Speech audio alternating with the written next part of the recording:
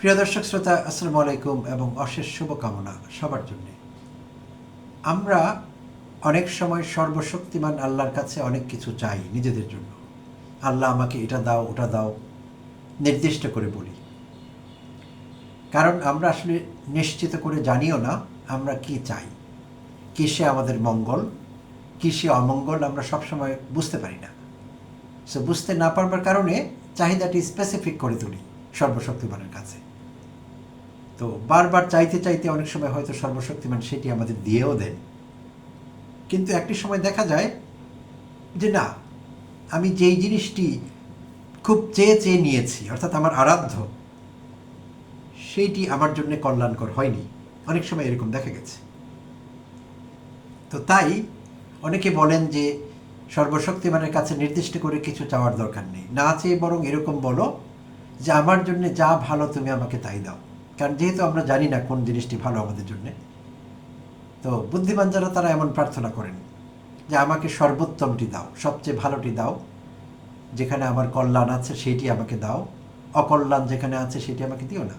আচ্ছা, সুপ্রিয় দর্শক শ্রোতা, অনেক দিন আগে দুটো মুভি দেখেছিলাম। তো সেই মুভিগুলোর কথা এখন খুবই প্রাসঙ্গিক বলে মনে হচ্ছে। 2003-এর হলিউড মুভি ব্রুস অলমাইটি। আপনারা যারা মুভি দেখতে ভালোবাসেন অনেকেই হয়তো দেখে থাকবেন ব্রুস অলমাইটি। 2003-এর 23 বছর আগে রিলিজড হয়েছিল সেই মুভিটি, কিন্তু এখনও সমভাবে প্রাসঙ্গিক। আচ্ছা, ঠিক 5 বছর পর বলিউড থেকে বলতে গেলে সেটির একটি রিমেক করা হলো, গড টু সি গ্রেট হু। তো সেই রিমেক ভার্সনে অভিনয় করলেন সালমান খান। তো সেটির কথাই বলছি, কাহিনীটি আমার এখনো মনে আছে ভালোভাবে। সালমান খান অরুণ প্রজাপতি চরিত্রে অভিনয় করেছিলেন, যিনি একজন টিভি অ্যাঙ্কার, কিন্তু ভালো করছিলেন না। বারবারই নানা রকম পেশাগত ঝামেলায় পড়ছিলেন, কোনোভাবে সফল হতে পারছিলেন না, বরং একে একে সব রকমের আনপ্লেজেন্ট এবং অকওয়ার্ড সিচুয়েশন তার সামনে এসে হাজির হচ্ছিল। একটি সময় নিজের কেরিয়ার, ভবিষ্যৎ সব কিছু নিয়ে খুব চিন্তিত হয়ে পড়েন এবং সর্বশক্তিমানের উপর তার খুব রাগ হয়। তো রাগ হলে পরে তিনি সর্বশক্তিমান ঈশ্বরকে, মুভিতে এরকমই দেখানো হয়েছে তাই আমি এরকম বলছি, তো সর্বশক্তিমান ঈশ্বরকে চ্যালেঞ্জ ছুড়ে দেন। চ্যালেঞ্জটি কি, যে আমি আপনার জায়গায় হলে অনেক ভালোভাবে পৃথিবী চালাতে পারতাম। তো সর্বশক্তিমান তার চ্যালেঞ্জটি অ্যাকসেপ্ট করেন এবং তাকে 10 দিনের জন্য পৃথিবী চালাবার দায়িত্ব দেওয়া হয় অরুণ প্রজাপতিকে, মানে সালমান খানকে 10 দিনের জন্য দায়িত্ব দিয়ে দেওয়া হয়। তো এই দায়িত্ব নিয়েই তিনি দেখতে পান পৃথিবীর কোটি কোটি কোটি কোটি মানুষ সব সময় প্রার্থনা করছে, আর সেই প্রার্থনায় নানা কিছু তার কাছে চাইছে। কেউ চাইছে এখানে আর বৃষ্টি দিও না, আমাদের বৃষ্টি দরকার নেই। আবার কেউ চাইছে আমাদের বৃষ্টি খুব দরকার, ঈশ্বর আমাদের বৃষ্টি দাও। তো কেউ চাইছে কোনো শহরে অপরাধ বেড়ে গেছে, ঈশ্বর অপরাধীদের ধ্বংস করো, নির্মূল করো। পুলিশ কর্মকর্তা বা পুলিশ ফোর্সকে শক্তি দাও, তারা তাদেরকে যাতে আয়ত্তে নিতে পারে, কাবু করতে পারে, গ্রেপ্তার করতে পারে। আবার কারাগারে অপরাধীরা প্রার্থনা করছে, ঈশ্বর অনেক বছর হয়ে গেছে কারাগারে আছি, অনেক কষ্ট, আর ভালো লাগে না, আমাদের কারাগার থেকে মুক্তি দাও। তো যদি ঈশ্বর অপরাধীদের কারাগার থেকে মুক্তি দেন, তাহলে সেই জনপদ হয়ে উঠবে আবার বিপজ্জনক। তো আবার যদি সব অপরাধীকে ঈশ্বর পাকড়াও আবার ব্যবস্থা করেন, তাহলে তাদের প্রার্থনাও মঞ্জুর করা হয় না, কারণ তারা আবার মুক্ত থাকতে চাইছে।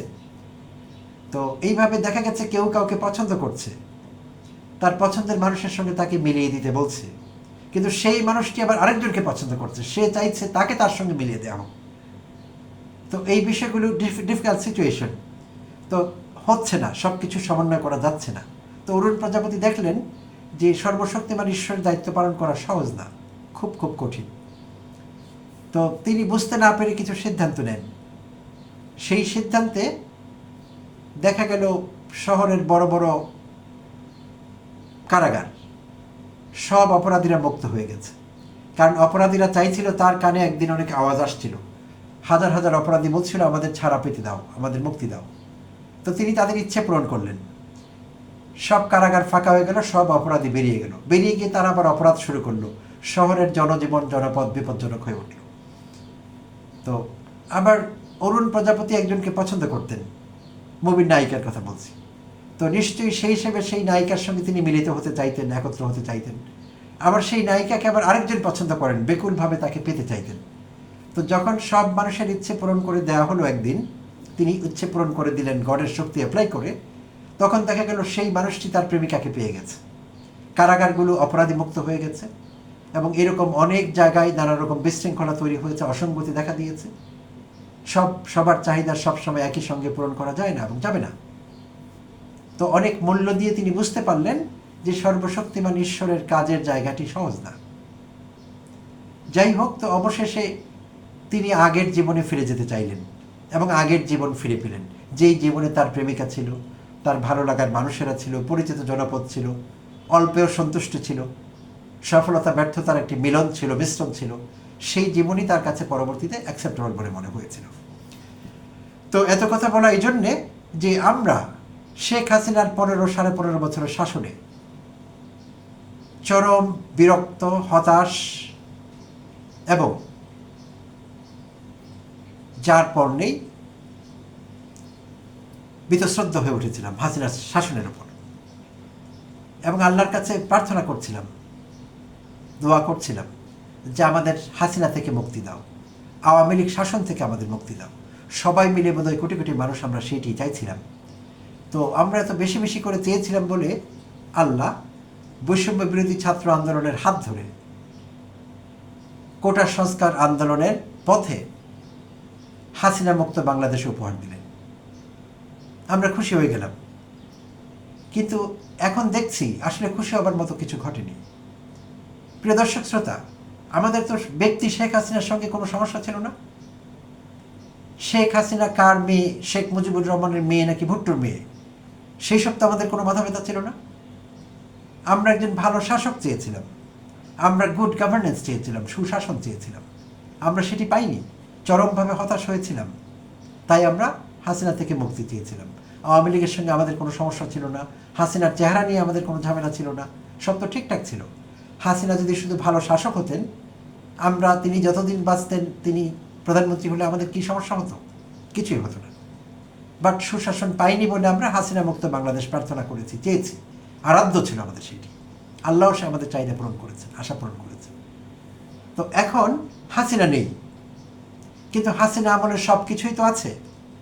প্রিয় দর্শক শ্রোতা, 15-15.5 বছরে হাসিনার গুন্ডাদের, হাসিনার ছাত্রলীগ, হাসিনার যুবলীগ, হাসিনার আওয়ামী লীগ, হাসিনার কৃষক শ্রমিক লীগ, হাসিনার স্বেচ্ছাসেবক লীগ, যত রকমের লীগ আছে, সব লীগের অত্যাচারের, শাসনের, শোষণের, নিপীড়নে আমরা পিষ্ট হয়েছিলাম। চাঁদাবাজিতে আমরা অতিষ্ঠ হয়েছিলাম। ব্যবসায়ীরা ঠিকঠাক ব্যবসা করতে পারছিলেন না চাঁদার কারণে, এবং সেই চাঁদাবাজির ইফেক্ট দ্রব্যমূল্যে পড়েছিল, আমাদের ক্রয় ক্ষমতা হ্রাস পেয়েছিল।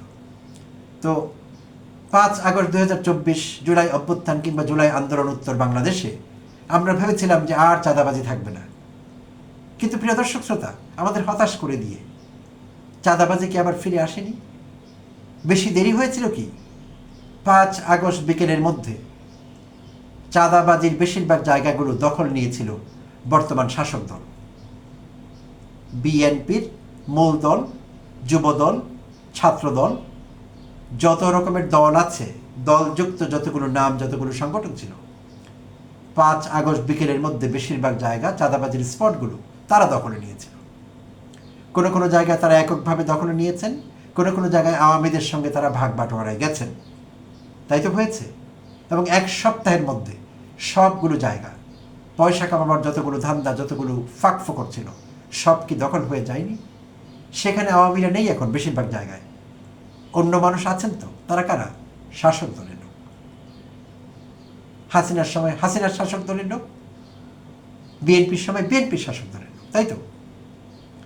তো এখন অভিযোগ শুনছি যে আগে চাঁদাবাজি আরো কম ছিল, সমন্বিত ছিল, অর্থাৎ ছাত্রলীগ যেখান থেকে চাঁদা নিয়েছে যুবলীগ যেত না, যুবলীগ কোথাও হাত দিলে ছাত্রলীগ যেত না, কিংবা যুবলীগ, ছাত্রলীগ, আওয়ামী লীগ সব লীগ এক হয়ে সমন্বিত চাঁদাবাজি করতো একটি।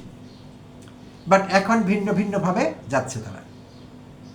আমি যেই শহরে থাকি, চায়ের দোকানিদের সঙ্গে মাঝে মধ্যে আমার কথা হয়, ভালো স্পটে বিজি চায়ের দোকানগুলো, আমি তাদের মনোভাব জানবার চেষ্টা করি।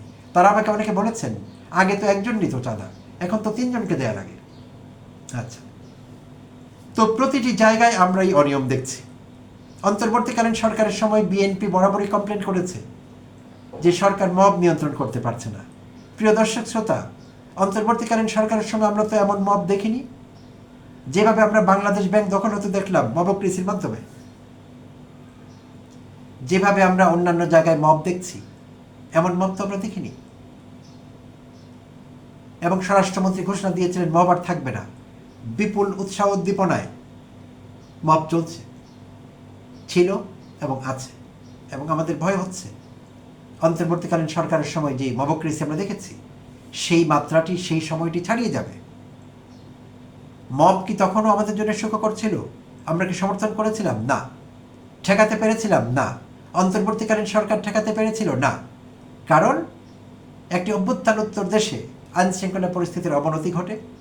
পৃথিবীর অন্যান্য দেশে অন্তত পুলিশ ফোর্স কাজ করে, আমাদের তো পুলিশ ফোর্সই ছিল না। তো মব নিয়ন্ত্রণ করতেন কে? অধ্যাপক ইউনূস গিয়ে নিশ্চয়ই করতেন না। তাই যারা অভিযোগ করেন যে অধ্যাপক ইউনূস মব নিয়ন্ত্রণ করেন, এটি মিথ্যে কথা। সেনাবাহিনীর কোনো সদস্যকে ইউনূস না করে দিয়েছিলেন? সেনাবাহিনীর সদস্যরা ম্যাজিস্ট্রেসি পাওয়ার নিয়ে মাঠে ছিলেন। তারা যদি মব নিয়ন্ত্রণ করতেন, শক্তি প্রয়োগ করতেন, অধ্যাপক ইউনূস না করতেন? তারা সেটি করেননি। সেটি কেন? তাদের আশেপাশে চাঁদাবাজি হয়েছে, তারা সেগুলো নিয়ন্ত্রণ করেছেন? কোনো চাঁদাবাজকে উল্টিয়ে ঝুলিয়েছেন? করেননি। সামরিক বাহিনীর লোকেরা যখন মাঠে থাকেন, আমরা দেখেছি অন দ্য স্পট কিছু অপরাধীদের তারা বিচার করেন, যেসবের জন্য তারা আবার দায়মুক্তিও পেয়ে থাকেন। এইসবের জবাবদিহিতা তাদের নেই।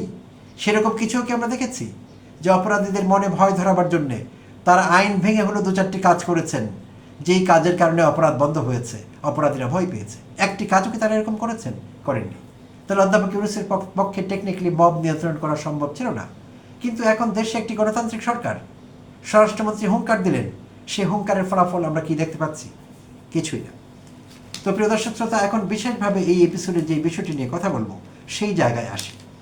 গতকাল বৃহস্পতিবার রাজশাহী জেলার দুর্গাপুরে, সেখানে দাউকান্দি সরকারি বিশ্ববিদ্যালয় কলেজ দ্বিতীয় বর্ষের পরীক্ষা চলছিল। সেই পরীক্ষা চলাকালীন সময়ে বিএনপির স্থানীয় নেতাকর্মীরা আকবর আলীর নেতৃত্বে, বিএনপি নেতা আকবর আলীর নেতৃত্বে স্থানীয় নেতাকর্মীরা সেই দাউকান্দি সরকারি বিশ্ববিদ্যালয় কলেজে হাজির হন। হাজির হয়ে তারা কলেজের প্রিন্সিপাল জনাব আব্দুর রাজ্জাকের রুমে ঢুকে তার কাছে আগের প্রিন্সিপালের আমলের কলেজের হিসেব জানতে চান, হিসেব দেখতে চান। সেই মুহূর্তে প্রিন্সিপালের সঙ্গে তার বাক বিতণ্ডা হয়। সেখানে উপস্থিত ছিলেন লেকচারার আলেয়া খাতুন হীরা। আলেয়া খাতুন হীরা প্রিন্সিপালের পক্ষ নিয়ে সম্ভবত আকবর আলীর সঙ্গে তারও কথা কাটাকাটি হয়। তিনি হয়তো বলবার চেষ্টা করেছিলেন যে আপনি অফিস কক্ষে প্রিন্সিপালের রুমে সেরকম করছেন কেন, ধারণা করছি। তো আকবর আলী রেগে যান, রেগে গিয়ে তাকে জুতো দিয়ে ইচ্ছে মতো মারেন। থাম্বনেইলে ছবিটি আমি দিয়েছি প্রিয় দর্শক শ্রোতা। এই ছবিটি দেখা আমাদের জন্য সুখকর না, বাট দিতে হয়েছে। জুতো দিয়ে তাকে মারছেন বিএনপি নেতা আকবর আলী, একজন কলেজ শিক্ষিকাকে। ভেবে দেখুন একবার। শুধু তাই না, তার দলের অন্যরা ঢুকে মার শুরু করলেন প্রিন্সিপাল আব্দুর রাজ্জাককে, অধ্যাপক রেজাউল করিমকে এবং আরও দুজন অফিস স্টাফকে। সবাইকে মেরে তারা আহত করলেন এবং একটি পর্যায়ে তাদের জায়গা হলো রাজশাহী মেডিকেল কলেজ এবং হসপিটালে। তো যেই লেডি শিক্ষিকার কথা বলছিলাম, আলেয়া খাতুন হীরা, তো আলেয়া খাতুন হীরা পরবর্তীতে সাংবাদিকদের বলেছিলেন যে বিভিন্ন সময় কলেজে এসে হিসেব চাইতেন তারা, মূলত চাঁদাবাজি করতে আসতেন। অধ্যক্ষের পাশে থেকে প্রতিবাদ করায় আমি হামলার শিকার হই। আচ্ছা, এদিকে প্রিন্সিপাল আব্দুর রাজ্জাক সাহেব বলেছেন যে 4 মাস আগে দায়িত্ব নেওয়ার পর বিএনপির বিভিন্ন গ্রুপ তার কাছে চাঁদা দাবি করে আসছিলেন। তিনি এসব দাবি আমলে না নেওয়ায় এই বিরোধের সূত্রপাত, এবং গতকাল সেইটির 16 কলা পূর্ণ হলো। এবং ইন্টারেস্টিংলি বিএনপি নেতা আকবর আলী বললেন, তার ভাষণটি আমাদের জানা দরকার, কলেজের আগের বিভিন্ন দুর্নীতি অনিয়মের হিসেব চাইতে গেলে উল্টো তাদের সাথে দুর্ব্যবহার করা হয়। আকবর আলী এবং তার বিএনপি নেতাকর্মীদের সঙ্গে কলেজ কর্তৃপক্ষ বা প্রিন্সিপাল আব্দুর রাজ্জাক দুর্ব্যবহার করেন। কেন? তিনি বলছেন কলেজের আগের বিভিন্ন দুর্নীতির অনিয়মের হিসেব চাইতে গেলে। তো এখন প্রশ্ন হলো, এই আকবর আলী কোন নাপিত? তাকে কে রেখেছে, তাকে চাকরিটি কে দিয়েছে, কলেজে গিয়ে বর্তমান প্রিন্সিপালের কাছে যিনি 4 মাস আগে দায়িত্ব নিয়েছেন তাকে জিজ্ঞেস করার আগের প্রিন্সিপালের আমলে কি কি দুর্নীতি হয়েছে সেই সবের হিসেব আমার দেন। কে রেখেছে তাকে চাকর? আমাদের জানা মতো কেউ রাখেনি। স্বপ্রণোদিত হয়ে গিয়েছিলেন কেন? সে কথা লেডি টিচার বলেছিলেন যে চাঁদাবাজির জন্য। প্রিন্সিপালও বলেছিলেন যে কয়েক দফা বিভিন্ন বিএনপির বিভিন্ন গ্রুপ চাঁদাবাজির জন্য সেখানে গিয়েছিলেন, তারা সুবিধা হয়নি, না হওয়ার কারণে গতকাল খেপে যান, খেপে গিয়ে এই অনাসৃষ্টি ঘটান তারা। আচ্ছা, তো দুর্গাপুর থানার ইন্সপেক্টর তদন্ত বলছেন কি সেটা একবার দেখে নিই আমরা। তদন্ত ইন্সপেক্টর বা ইন্সপেক্টর তদন্ত রফিকুল ইসলাম তিনি সাংবাদিকদের বলেন, অনাকাঙ্ক্ষিত ঘটনার আশঙ্কায় পুলিশ আগে থেকে সেখানে উপস্থিত ছিল এবং উভয় পক্ষকে নিবৃত করার চেষ্টা করা হয়। তবে কিছু লোক জোরপূর্বক প্রবেশ করে হামলা ও ভাঙচুর চালায়। লিখিত অভিযোগ পেলে আইনি ব্যবস্থা নেওয়া হবে। কতটা অসহায় পুলিশ ফোর্স, প্রিয় দর্শক শ্রোতা! এই ইন্সপেক্টর তদন্ত কতটা অসহায় একজন মানুষ বিএনপি নেতাকর্মীর সামনে। তার কথায় কত স্ববিরোধিতা আছে সেটি আমরা দেখতে পাই। তিনি বলছেন, অনাকাঙ্ক্ষিত ঘটনার আশঙ্কায় পুলিশ আগে থেকেই সেখানে ছিল। ভালো কথা, পুলিশ যদি আগে থেকেই সেখানে থাকে তাহলে কি করে এই দুর্বৃত্তরা প্রিন্সিপালের রুমে ঢোকেন? কি করে এই দুর্বৃত্তরা একজন লেডি লেকচারারকে জুতো দিয়ে মারেন এভাবে প্রকাশ্যে? আচ্ছা, তো সেই ইন্সপেক্টর বলছেন উভয় পক্ষকে নিবৃত্ত করার চেষ্টা করা হয়। উভয় পক্ষ এখানে আসলো কোত্থেকে? কলেজের কর্তৃপক্ষ তো ওখানেই ছিলেন, তারা তাদের কাজ করছিলেন, রুটিন কাজ। কলেজে পরীক্ষা চলছিল 2য় বর্ষের, সেখানে কলেজের কর্তৃপক্ষকে নিবৃত্ত করবার দরকার হলোই বা কেন? কেন নিবৃত্ত করবেন? তারা কিসে লিপ্ত হয়েছিলেন যে সেই কাজ থেকে তাদের নিবৃত্ত করতে হবে? নিবৃত্ত যদি করতে হয় তাহলে তো বিএনপির দুষ্কৃতিকারীদের করতে হবে, দুর্বৃত্তায়িত এই লোকগুলোকে করতে হবে। আচ্ছা, ইন্সপেক্টর ব্যালেন্স করে কথা বলছিলেন। আচ্ছা, তবে কিছু লোক জোরপূর্বক প্রবেশ করে হামলা ও ভাঙচুর চালায়। সাহস করে সত্যি কথাটি বলতে পেরেছে। লিখিত অভিযোগ পেলে আইনি ব্যবস্থা নেওয়া হবে। প্রিয় দর্শক শ্রোতা, থানার বড়বাবু উপস্থিত, তার সামনে ঘটনা ঘটেছে, এখন তিনি বলছেন লিখিত পেলে আইনি ব্যবস্থা নিব। বুঝতেই পারছেন তার অবস্থা। তার জন্য দোয়া করা ছাড়া আমাদের কি কিছু করবার আছে? আমার তো মনে হয় না। তো পরিস্থিতির নিরিখে যা দেখছি আমরা, চাঁদাবাজি থেকে শুরু করে মবক্রেসি এবং বড় বড় পজিশনগুলোতে, গুরুত্বপূর্ণ জায়গাগুলোতে দলীয়করণ, সব কিছু মিলিয়ে শেখ হাসিনা আমলে শেখ হাসিনার উপর বিরক্ত হবার জন্য যেসব এলিমেন্টস তৈরি হয়েছিল, যেসব সিচুয়েশন তৈরি হয়েছিল, সেগুলো নিশ্চয়ই আওয়ামী লীগ ক্ষমতায় আসবার পর 2 মাসের মধ্যে হয়নি। অনেক দিন লেগেছিল হাসিনার উপর আমাদের বিরক্তি আসতে। কিন্তু বিএনপির উপর 2 মাসে আমাদের যা হয়েছে, যে পরিমাণ বিরক্তি এই দেশের মানুষের এসেছে, যে পরিমাণ বিরক্তি এই দেশের মানুষের আসছে, আমার ভয় হয় বিএনপি সরকার কি 6 মাসও টিকবে? টিকবার কোনো সুযোগ দেখছি আমরা? সবচেয়ে দুর্ভাবনার হলো, সবচেয়ে দুশ্চিন্তার হলো, তারা কি করে এমনটি মনে করতে পারলেন যে সেদিন আমরা জুলাই অভ্যুত্থান ঘটিয়েছি, যেই জুলাই অভ্যুত্থানের সামনে কিচ্ছু দাঁড়াতে পারেনি। Police, military, reserve force, armed police battalion কিছুই দাঁড়াতে পারেনি। ডিজিএফআই, এনএসআই কোনো কিছুর বেইল ছিল না, পারে না গণ অভ্যুত্থানের সামনে কিছু দাঁড়াতে। গণ অভ্যুত্থানে ছাত্র জনতা থুতু ফেললে ভেসে যায় গণ অভ্যুত্থান বিরোধীরা। আমার খুবই ভয় হচ্ছে বিএনপির জন্য। আমি একটি দুঃস্বপ্ন দেখতাম 2022 সালে, যখন শ্রীলঙ্কার রাজাপাকসেরা, যারা শেখ পরিবারের মতো 1.25 শতাব্দী ধরে শ্রীলঙ্কা শাসন করেছে, সেই রাজাপাকসেদের কি লজ্জাজনক পরিণতি হয়েছিল প্রিয় দর্শক শ্রোতা।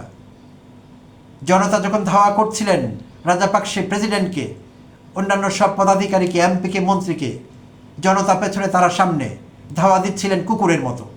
রাজাপাকসেদের কারো টাই ঝুলে পড়ছে, কারো কোটের হাতা একটা খুলে গেছে, কারো ধুতি খুলে গেছে, কারো পাঞ্জাবি খুলে গেছে, কারো আন্ডারওয়্যার চাপ দিয়ে ধরে রেখে লজ্জা নিবারণ করছেন, ওই অবস্থায় রাস্তায় দৌড়াচ্ছেন। সেই ভিডিওগুলো কিন্তু এখনো আছে। আমি তখন দুশ্চিন্তা করছিলাম, দুঃস্বপ্ন দেখছিলাম হাসিনা গমদের নিয়ে, যে তাদের কি হবে, তারা কি লজ্জাস্থান নিবারণ করবার সুযোগ পাবেন? তাদের কি ধুতি, কম্বল, আন্ডারওয়্যার, প্যান্টি গায়ে থাকবে কারো? এই দুশ্চিন্তা আমার হতো তখন। খুব বেশি দিন লাগেনি, কীভাবে যেন আমার দুশ্চিন্তা সফল হয়ে গেছে। তবে আমি কোনো প্রফেট না, ভবিষ্যৎ বক্তা না, বাট কীভাবে যেন ফলে গেছে। আমার দুশ্চিন্তা একেবারেই ফলে গেছে পুরোপুরি। তো একই দুশ্চিন্তা, একই দুর্ভাবনা এখন আমার বিএনপিকে নিয়ে, জানি না কি হয় বিএনপির। প্রিয় দর্শক শ্রোতা, দুঃখ রাখবার জায়গা পাই না। এত বড় দুঃসাহস, এত তাড়াতাড়ি একটি কলেজে ঢুকে পরীক্ষা চলাকালীন সময়ে কলেজের অধ্যক্ষ থেকে শুরু করে শিক্ষকদের মারধর করা, লেডি টিচারকে জুতো পেটা করা, সহ্য করবার মতো বিষয়গুলো? কমেন্টে জানাবেন আপনাদের মতামত। ধন্যবাদ সঙ্গে থাকবার জন্য।